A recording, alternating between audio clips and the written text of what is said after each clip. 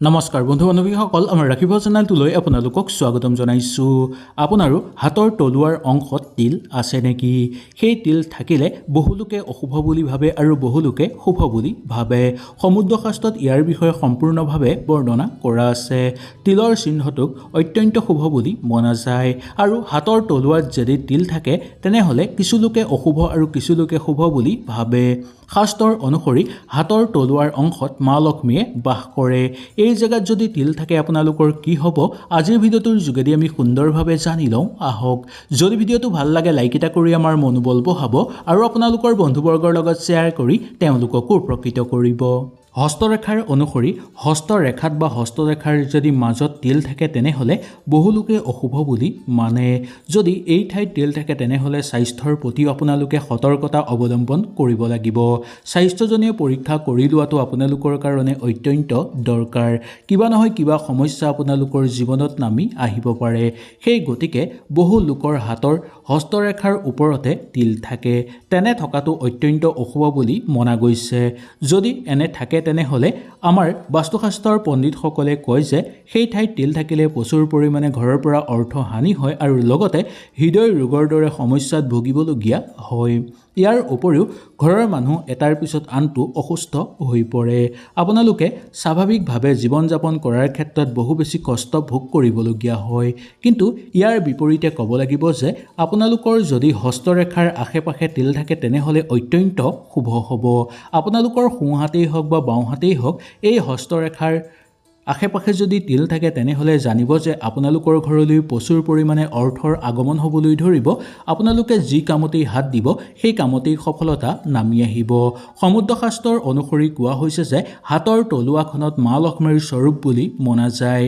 এই তলুৱাত যদি তিল থাকে তেনেহ'লে মা লক্ষ্মীৰ পৰম আশীৰ্বাদ আপোনালোকৰ ওপৰত সদায় থাকিব। সকলো ফালৰ পৰা আপোনালোকৰ জীৱনত উন্নতি নামি আহিবলৈ ধৰিব। সকলো ক্ষেত্ৰতে আগুৱাই যোৱাৰ সুযোগ সুবিধা মা লক্ষ্মীয়ে আপোনালোকক প্ৰদান কৰিব। সেই গতিকে হাতৰ তলুৱাত তিল থকাটো অত্যন্ত শুভ বুলি মনা যায়। কিন্তু হস্তৰেখাত যদি তিল থাকে তেনেহ'লে সাৱধানতা অৱলম্বন কৰিব আৰু কিছুমান প্ৰতিকাৰ আপোনালোকে কৰিব লাগিব।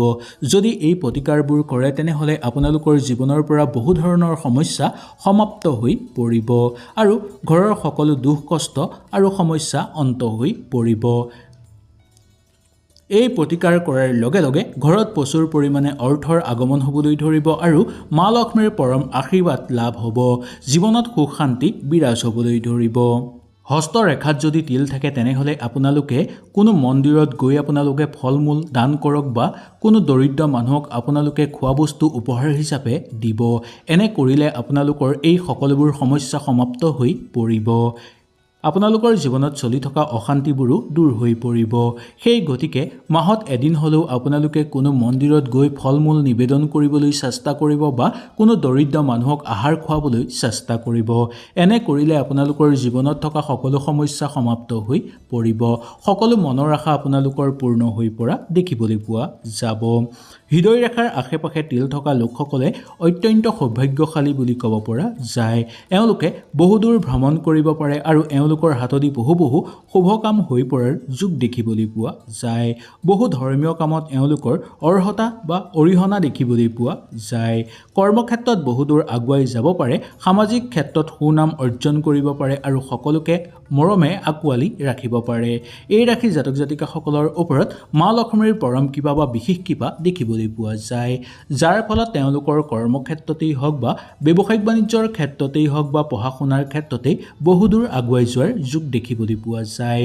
এই ৰাশি জাতক জাতিকাসকলৰ শিক্ষাৰ ক্ষেত্ৰত অতিশয় শুভ হয়। কাৰণ মা লক্ষ্মী আৰু ভগৱান শ্ৰীকৃষ্ণৰ পৰম আশীৰ্বাদৰ ফলত আপোনালোকে যি ক্ষেত্ৰতেই আগভাগ ল'ব সেই ক্ষেত্ৰতেই আপোনালোকে সকলোৰে পৰা পূৰ্ণ সহযোগিতা লাভ কৰিব পাৰিব। পাৰিবাৰিক ক্ষেত্ৰত আনন্দ বৃদ্ধি পাবলৈ ধৰে আৰু সমধুৰভাৱে সকলো সময় আপোনালোকে অতিবাহিত কৰিব পাৰে। উপাৰ্জনৰ মাপকাঠি বৃদ্ধি পাবলৈ ধৰে আৰু ঘৰত আমদানি বৃদ্ধি পাবলৈ ধৰা দেখিবলৈ পোৱা যায়। জীৱনত চলি থকা সকলো সমস্যা দূৰ হৈ পৰে। ভাগ্যই এই ক্ষেত্ৰত আপোনালোকক সহায় কৰে, যাৰ ফলত আপোনালোকে সকলো কাম সঠিকভাৱে আৰম্ভ আৰু অন্ত কৰিব পৰাৰ যোগ দেখিবলৈ পোৱা যায়। বিশেষকৈ এওঁলোকৰ দূৰ সম্পৰ্কীয় কৰ্মত বিশেষ সফলতা নামি থকা দেখিবলৈ পোৱা যায়। সমুদ্ৰশাস্ত্ৰৰ অনুসৰি যি পুৰুষৰ বা যি মহিলাৰ মুখমণ্ডলত তিল থাকে তেওঁলোকক অত্যন্ত সৌভাগ্যশালী বুলি মনা যায়। এওঁলোকৰ জীৱনত চলি থকা সমস্যাবোৰ এটা সময়ৰ পিছত সকলো সমাপ্ত হৈ পৰিবলৈ ধৰে আৰু জীৱনত উন্নতি বৃদ্ধি পাবলৈ ধৰে। ভাগ্য এওঁলোকৰ উজলি পৰে।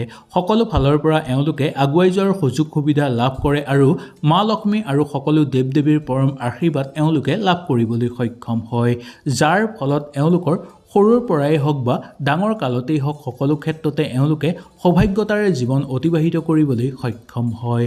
সামাজিক ক্ষেত্ৰত মান সন্মান অতি সোনকালে লাভ কৰিব পাৰে। নিজৰ প্ৰতিভা সামাজিক ক্ষেত্ৰত দাঙি দেখুৱাব পাৰে বা দাঙি ধৰিব পাৰে আৰু এওঁলোকে ভ্ৰমণ কৰি অত্যন্ত ভাল পোৱা দেখিবলৈ পোৱা যায়। এওঁলোক বহু ধৰ্মীপৰায়ণ দেখিবলৈ পোৱা যায় বা ধাৰ্মিক দেখিবলৈ পোৱা যায়। ধৰ্মীয় যিকোনো কামত যোগদান কৰি আনন্দিত অনুভৱ কৰে। ঘৰ পৰিয়ালক সুন্দৰভাৱে সামৰি ৰাখিব পাৰে আৰু যি মানুহৰ ঘৰত মুখত তিল থকা ল'ৰা বা ছোৱালী থাকে তেওঁলোকৰ ঘৰ সদায় উজলি পৰা দেখিবলৈ পোৱা যায়। সকলো ফালৰ পৰা তেওঁলোকৰ ঘৰলৈ সৌভাগ্যতা নামি আহে আৰু প্ৰচুৰ পৰিমাণে তেনে মানুহৰ ঘৰত অৰ্থৰ আগমন হোৱা দেখিবলৈ পোৱা যায়। বাস্তুশাস্ত্ৰৰ অনুসৰি যি পুৰুষৰ বা যি মহিলাৰ ভৰিত তিল থাকে তেওঁলোক অতিশয় সৌভাগ্য, কাৰণ এওঁলোকৰ ভাগ্যই এওঁলোকক সকলো ক্ষেত্ৰতে সহায় কৰে। কেতিয়াবা সমস্যাত পৰিলেও এওঁলোকে নিজেই সেই সমস্যাবোৰৰ পৰা আঁতৰি আহিব পাৰে। ভাগ্যই সকলো ক্ষেত্ৰতে সহায় কৰে। কেতিয়াবা কিবা কষ্টত থাকিলেও অতি সহজতে সেই কষ্টৰ পৰা তেওঁলোকে আঁতৰি আহিব পাৰে। কিবা সমস্যাত পৰিলেও সকলোৱে এওঁলোকক সহযোগিতা কৰা দেখিবলৈ পোৱা যায়।